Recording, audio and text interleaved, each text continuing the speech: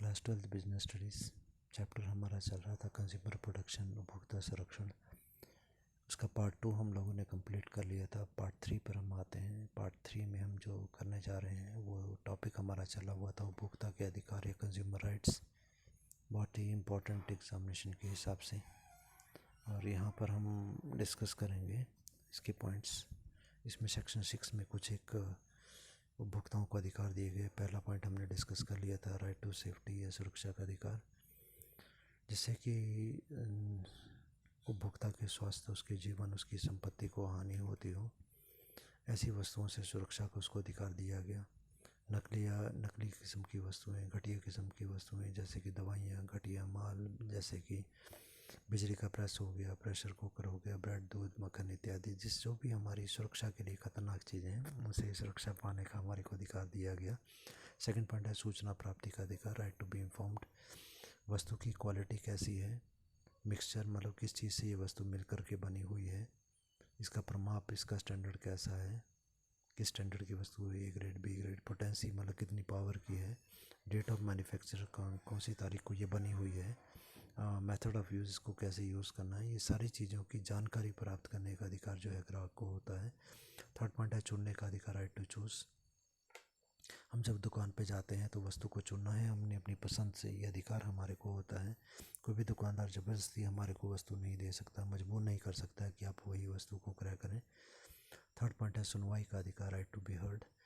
यदि हमारे साथ में कोई दुकानदार गलत व्यवहार करता है, उसके वस्तु के खिलाफ कोई शिकायत है परंतु वो सुन नहीं रहा, तो हमें अपनी बात कहने का अधिकार है, कोर्ट में जाने का अधिकार है, जहाँ पर हम कंप्लेंट दायर कर सकें, जिसके लिए कि कंपनी जो होती हैं कंज्यूमर सर्विस सेल बनाती हैं, या फिर कुछ एक स्पेशल कॉलम बनाए जाते हैं, खास जगह बनाई जाती है अलग अलग न्यूज़पेपर में, जहाँ पर कि ग्राहक जो है अपनी अपनी शिकायतें जो है मेंशन करवा सकते हैं। पाँचों पॉइंट है शिकायत का आधार, राइट टू फाइल कंप्लेंट, कि अगर कोई समस्या है, कोई कंप्लेंट है वस्तु के बारे में, कंपनी के बारे में, तो हम शिकायत कर सकते हैं। उपचार का अधिकार, 6 पॉइंट हमारे को देगा, राइट टू सीक रिड्रेसल, कि वस्तु को हम लोग, अगर कोई वस्तु ख़राब दी गई, इसका उपचार हम कर सकते हैं, मतलब उसको फ्री में हम रिपेयर करवा सकते हैं वस्तु को, या वस्तु जो है वापस कर सकते हैं या चेंज कर सकते हैं वस्तु को, कि वस्तु हमारे को आप बदल के दे दो, ये ख़राब है। सेवेंथ पॉइंट है क्षतिपूर्ति का अधिकार, राइट टू गेट कंपनसेशन। अगर कोई नुकसान होता है वस्तु के कारण उपभोक्ता को, तो वो नुकसान जो है, उस नुकसान को पूरा करवाने का अधिकार जो है हमारे पास होता है, कि कंपनी से उस हानि को हम पूरा करवा सकते हैं। आठवां पॉइंट है उपभोक्ता शिक्षा का अधिकार, राइट टू कंज्यूमर एजुकेशन। उपभोक्ता को वस्तु के बारे में जानना, ज्ञान प्राप्त करना, इन सभी का अधिकार है। अगला हमारा है आधारभूत आवश्यकताओं का अधिकार, right two of basic needs.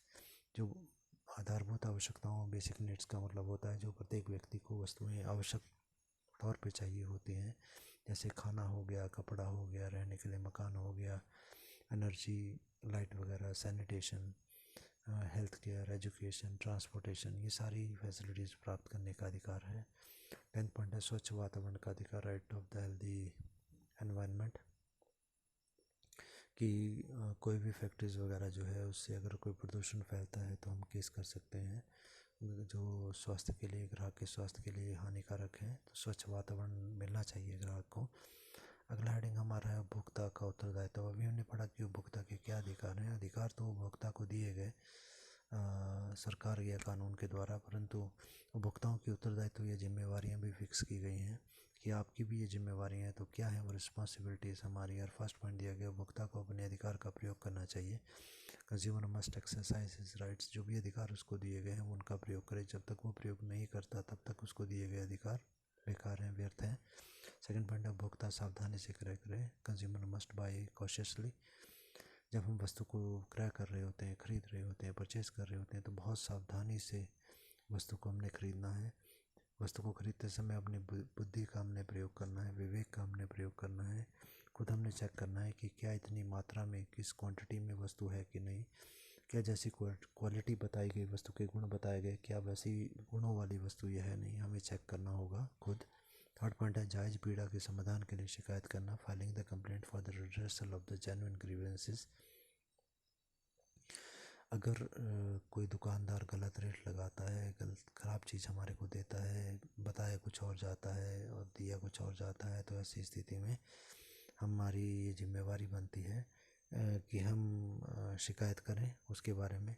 और पहले तो है कि जब वस्तु को हम खरीद रहे हैं तो पहले वस्तु को चेक भी कर लें कि वस्तु अच्छी कंडीशन की है भी या नहीं। और दूसरा, जो रेट वस्तु का है वो रेट, जितना रेट दुकानदार मांग रहा है क्या उतना ही रेट वस्तु पे लिखा है, कहीं उससे ज़्यादा तो नहीं मांग रहा, तो हमें खुद भी चेक करना होगा। फोर्थ पॉइंट है, उपभोक्ता क्वालिटी के बारे में सचेत रहें। Consumer must be quality conscious.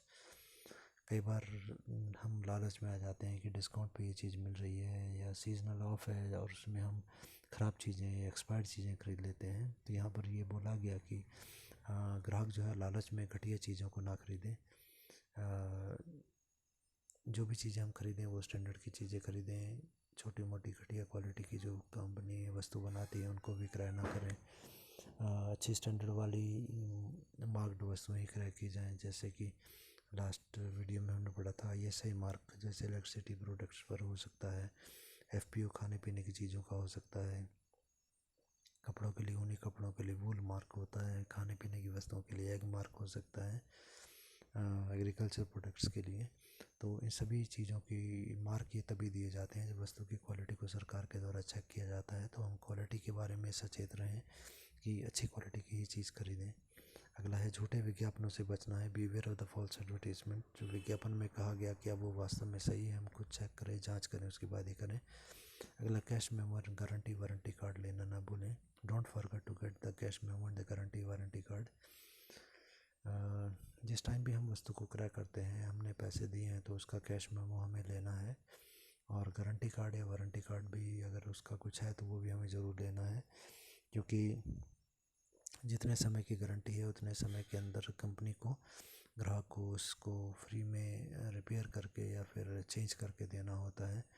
कल को अगर दुकानदार नहीं चेंज करता तो अगर कोई मतभेद या डिस्प्यूट हो जाता है तो उस टाइम पर ये कार्ड हमारे और कैश मेमो वगैरह हमारी कोर्ट में हेल्प करेंगे। सेकंड पॉइंट है, जल्दबाजी में क्रय नहीं करना है। डोंट बाय इन हरी। जब भी हम वस्तु को क्रय करना चाहते हैं तो बहुत सोच समझ के उसके गुणों को परखने के बाद ही वस्तु को क्रय करें। पहले से अनुमान हम लगा लें कि कब हमारी वस्तु ख़त्म होगी और उससे कुछ पहले ही जाकर वस्तु को ले आएँ। बिल्कुल वस्तु के ख़त्म हो जाने पर ही हम वस्तु को क्रय करेंगे, ऐसा नहीं करना है। तब फिर हमें मजबूरी में घटिया क्वालिटी की वस्तु खरीदनी होती है जिससे नुकसान हो सकता है। आठवां पॉइंट है, बाज़ार में उपलब्ध विभिन्न वस्तुओं की जानकारी रखें। सोच विचार करके, सोच समझ के चुनाव करें। Be aware about the various goods and choose accordingly. इसका मतलब ये हुआ कि वस्तुओं, इस वक्त बाज़ार में जो वस्तु हम खरीदने जा रहे हैं, जिस कंपनी की, उसी प्रकार की वस्तु और कौन कौन सी कंपनियां बनाती हैं उनके बारे में हमारे को जानकारी हो कि बाकी कंपनी की वस्तु में क्या गुण है, हमारी कंपनी जो हम खरीद रहे हैं उसके क्या गुण हैं, उनके रेट क्या हैं, हमारे रेट क्या हैं, वो कितनी गारंटी दे रही हैं, हमारी कंपनी कितनी गारंटी देती है। सब चीज़ों को हम जानें, उसके बाद ही सोच समझ के तुलना करके ही वस्तु को क्रय करें। अगला है, केवल मानक वस्तुएं खरीदें। Buy only the standardise goods. जिनके की स्टैंडर्ड हो, अच्छी क्वालिटी की वस्तुएं हों, वही खरीदें। घटिया क्वालिटी की वस्तु ना खरीदें। 10 पॉइंट है, वस्तु बारे निर्माता के निर्देशों का पालन करें। Follow manufacturers instruction regarding the usage of the goods. जो वस्तु हम क्रय करने जा रहे हैं, खरीद रहे जा रहे हैं, उसके बारे में अगर वस्तु के ऊपर कुछ इंस्ट्रक्शन, सुझाव, निर्देश दिए जाते हैं निर्माता के द्वारा, तो वस्तु का प्रयोग करते समय उन निर्देशों का पालन जरूर करना है।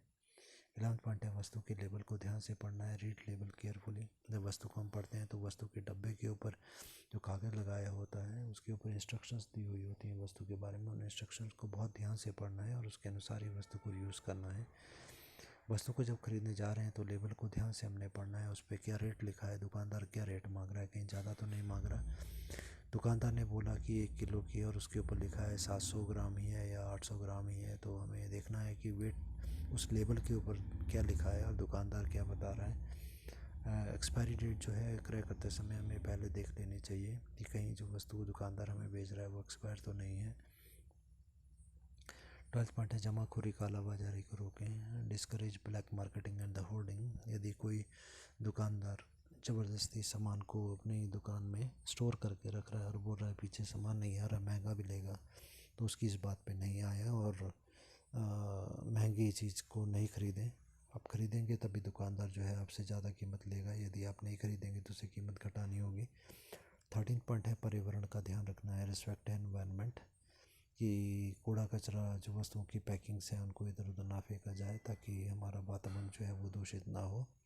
उसके बाद नेक्स्ट टॉपिक पर आते हैं, और नेक्स्ट टॉपिक हमारा है उपभोक्ता संरक्षण के उपाय पूछे जाएँ, उपभोक्ता संरक्षण के साधन पूछे जाएँ, माध्यम पूछे जाएँ, वेज और means of the consumer protection. तो इसके पॉइंट्स में हम जो पॉइंट लिखेंगे उनके बारे में डिस्कस कर लेते हैं।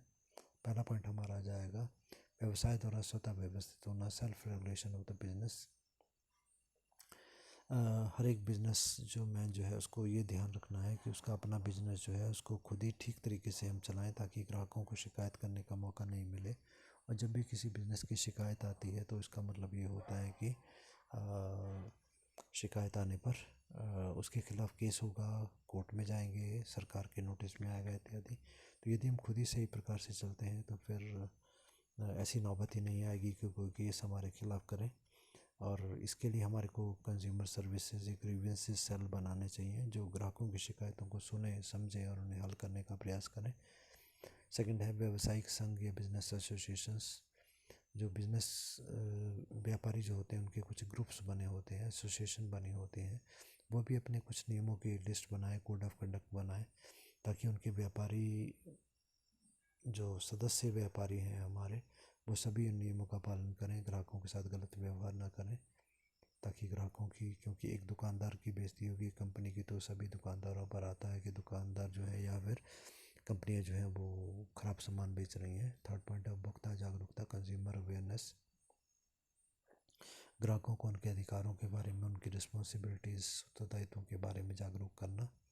अगला उपभोक्ता संगठन, कंज्यूमर एसोसिएशन। ग्राहक भी आपस में इकट्ठे हो जाते हैं और फिर मिल कर के वो गलत व्यवहार करने वाली कंपनियों के उत्पादकों के खिलाफ केस कर सकते हैं। तो ये उपभोक्ताओं के जो संघ, संगठन या ऑर्गेनाइजेशंस इकट्ठे होकर बनेगी, इनकी रिस्पॉन्सिबिलिटी बनती है कि वो ग्राहकों को एजुकेट करें, शिक्षित करें, उनके अधिकारों के बारे में बताएं, सावधानियाँ क्या रखनी है क्रय करते समय ये बताएं। सरकार भी इसमें काफ़ी सहायता करती है। उन्होंने भी जैसे जिला स्तर पर जिला फोरम, डिस्ट्रिक्ट फोरम बनाया है, राज्य स्तर पर स्टेट कमीशन बनाया है, राज्य आयोग, और राष्ट्रीय मतलब पूरे देश के स्तर पर जो है वो नेशनल कमीशन बनाया हुआ है जहाँ पर कि ग्राहक अपनी शिकायत को दर्ज करवा सकता है। अगला जो हमारा हेडिंग है वो है उपभोक्ता संरक्षण अधिनियम के अंतर्गत उपचार एजेंसियाँ, redressal agencies under the consumer protection act. कहाँ कहाँ पर हम अपनी शिकायत जो है उसको दर्ज करवा सकते हैं। तो सबसे पहले तो जिला स्तर के ऊपर हर ज़िले में एक जो है वो कंज्यूमर्स को अपनी शिकायत दर्ज करने के लिए ऑफिस खोला गया जिसको हमने जिला फोरम या फिर डिस्ट्रिक्ट फोरम बोला। इसकी क्या विशेषताएं हम देखेंगे ध्यान से। ये फर्स्ट वाले की विशेषताएं यदि आपको याद हो जाती हैं तो काफ़ी हद तक राज्य आयोग और राष्ट्रीय आयोग की विशेषताएं भी याद हो जाएंगी, ध्यान से समझेंगे। पहला बोला गया ये जिला फोरम है, मतलब एक कोर्ट बनाया गया छोटे आकार का, एक अदालत बनाई गई छोटे आकार की जो हर ज़िले में होगी। तो ये जो जिला फोरम है इसमें बोला गया एक अध्यक्ष सहित, मतलब एक चेयरमैन होगा, चेयरपर्सन होगा, उसके साथ मतलब उसको मिला करके 3 मेंबर्स होंगे, 3 सदस्य होंगे, उनमें से एक चेयरपर्सन होगा और एक जो है महिला सदस्य होगी, एक लेडी होगी इनमें। और ये जो जिला फोरम होता है मतलब इसके जो मेंबर होते हैं उनकी नियुक्ति जो है राज्य सरकार करती है। और जो इसका अध्यक्ष चेयरपर्सन होगा उसमें जिला न्यायाधीश की योग्यता होनी चाहिए। It has 3 members including the chairperson and 1 female member. It's constituted by the state government and the chairperson must be must have the qualification of district magistrate or he must be a district magistrate. Second point इसमें आ जाएगा, इसमें 20 लाख रुपए तक के विवादों की शिकायतें निपटाई जाती हैं। Cases up to 20 lakh rupees are to be filed here. ऐसे केसेस जिसमें कि शिकायत जो हो रही है वो 20 लाख रुपए से कम के केस हैं, ठीक है। तो वैसे केसेस को जिला फोरम पे ही सॉल्व कर लिया जाता है। उससे ज़्यादा क्या होगा तो फिर आगे की कोर्ट में जाएंगे हम। तो जिला फोरम में 20 लाख रुपए तक, अप टू 20 लाख रुपीज़, ये ध्यान रखना है। थर्ड पॉइंट है शिकायत। उपभोक्ता खुद भी दायर कर सकता है या उपभोक्ता संघ या ग्रुप जो होता है उपभोक्ताओं का, उनके द्वारा भी केस किया जा सकता है। So complaint can be filed either through the consumer और through the consumer organisation. Fourth point है शिकायत दर्ज होने की सूचना जो है विरोधी पक्षकार को भेज दी जाती है।